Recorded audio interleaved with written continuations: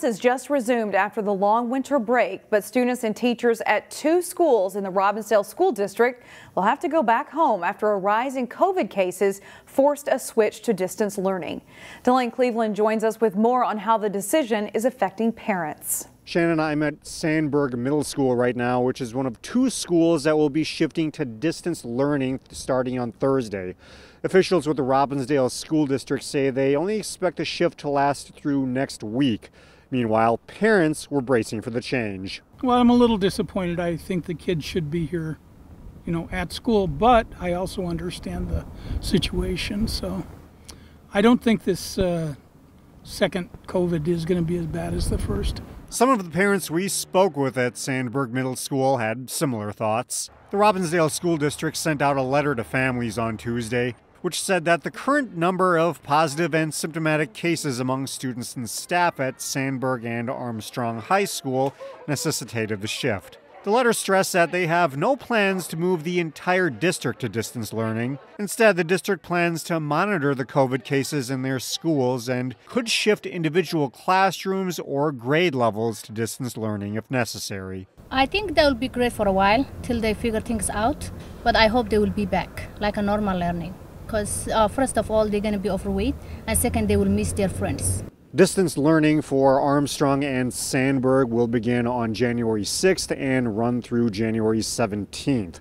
In-person classes are expected to resume on January 18th. In Golden Valley, Delane Cleveland, CCX News.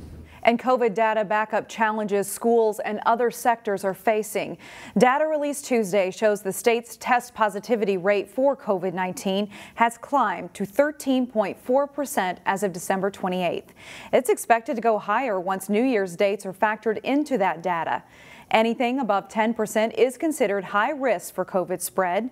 The current rate is the highest since November of 2020, when vaccines weren't widely available to the public yet. Robbinsdale, Brooklyn Park, and Brooklyn Center had the highest case rates, according to recent data on Hennepin County's COVID dashboard. Senator Warren Limmer issued a stern statement this week toward county prosecutors. The Maple Grove Republican chairs the Senate Judiciary and Public Safety Committee. He released a statement accusing Democrat prosecutors of being, quote, soft on crime, contributing to the recent spike in violent acts. He released this statement saying, in part, quote, it's important to remember the legislature writes policy with public input, and when the governor signs a bill, it becomes law. It is not the role of prosecutors to ignore laws. In a previous statement to CCX News, the Hennepin County Attorney's Office refuted those claims. Last month, Hennepin County assigned 2 attorneys to specialize in the prosecution of carjacking crimes, which have increased in some suburbs recently. The death of an 8-year-old girl near Highway 252 has caused some council members to once again voice concern about the highway. Minnesota State Patrol said the vehicle was heading south on Highway 252 at 66th Avenue when the driver struck and killed 8-year-old Ileana Tasso of Brooklyn Center last week. MnDOT says the road is in need of improvements and repairs and sees a high number of traffic crashes. They are currently studying how a potential construction project could affect the neighborhoods surrounding 252. Brooklyn Park City Council members say something needs to be done. Something we've been discussing for a very long time. I hope we can get to it as quickly as possible because more and more people keep getting killed on that road. I don't even have words to say what it is to lose another life and yet a young child on that roadway. While we continue to figure out how to make it safer. Construction is not scheduled to begin on that road until 2026. In Golden Valley, the city swore in 2 council members this week. One is returning, the other is new. I, Denise Limmer Anderson, do solemnly swear that I will support the Constitution. Denise Lemire Anderson is the new council member who took the oath of office this week. She replaces Larry Faunus, who chose not to seek re-election. Faunus was there to help install the new council member's nameplate. The returning council member, Jillian Rosenquist, also took her oath. Rosenquist is serving the residents of Golden Valley for a second 4-year term. Calling all cat lovers, a unique business that brings together coffee and cats, is coming to New Hope. CCX News reporter Jason Malello checked out the other location to see if it is really the cat's Meow. If you love coffee and cats, Café Meow is the place to be.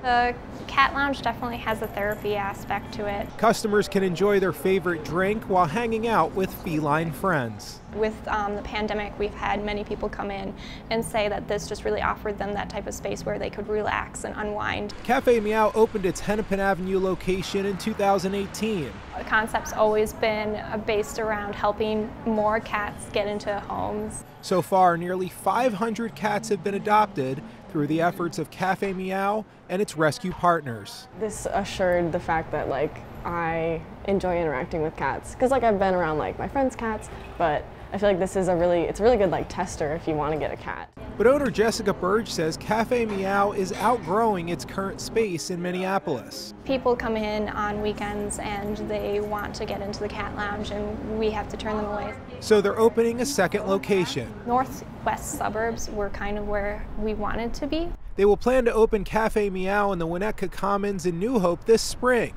Burge says the layout was perfect, and it's twice as big as the Minneapolis location. It's a larger space for more people to be able to visit at a time. So hopefully we'll be able to get more people in who potentially can adopt or just want to hang out with the cats. Jason Malillo, CCX News.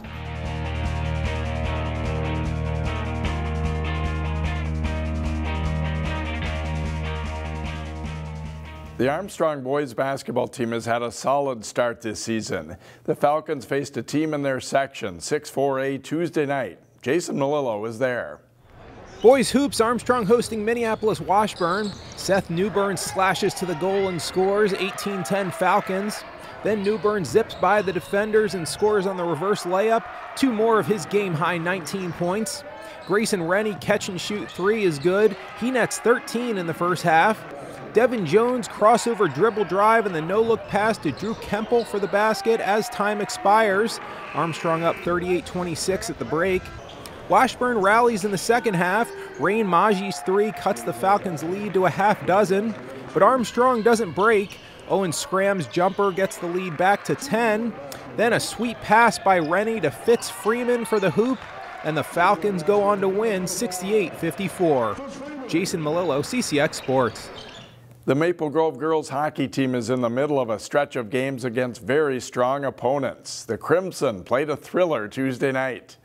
11th ranked Maple Grove hosting number 7 Rogers in a good girls hockey matchup. Maple Grove's Bella Shipley has the puck poke check, but she retrieves it to set up Stella Rettram in front for the goal and a 1-0 Crimson lead just 2:30 into the game. Less than 4 minutes later, Rettram speeds up the left side and gets by the D to snap the shot home. It's quickly 2-0 in favor of the Crimson. But Rogers plays much better from there. In the second, McKenna Sandberg centers it, the D can't clear, and Ava Johansson's second whack at it goes in as the Royals pull within 2-1. In the opening seconds of the third, goalie Danny Strom's pass is picked off and Sandberg sets up Avery Ochterkirk for the goal, and it's 2-2. That's the score at the end of regulation. In overtime, Shipley chases the puck down in the corner and sets up Tia Rice, who tucks it in for the game winner. Maple Grove pulls out a thriller over a good Rogers team. 3-2 is the final. Osseo Park Center is another girls hockey team that played their first game of the new year Tuesday. The Stars were part of an exciting game in Osseo. John Jacobson has their highlights. Osseo Park Center girls skating at home at Dick Vraw Arena against Elk River Zimmerman. First period in OPC's Presley Kramer picks up the puck, skates into the Elk zone, and snaps a shot over the goalie's shoulder and in, tying the game at 1. Second period in the Elks' Carly Humphrey, forechecking in the Star zone, forces a turnover and scores. That's the only goal of the period, and Elk River is up 2-1 after 2. Third period, the Stars' number 6, Tavery Scherner, puts the puck out front of the Elks' net and then finishes the play, scoring the goal. And it's a 2-2 game early in the third. But Elk River Zimmerman scores the next two. Abby Hansberger on a great pass from Maddie Christian scores.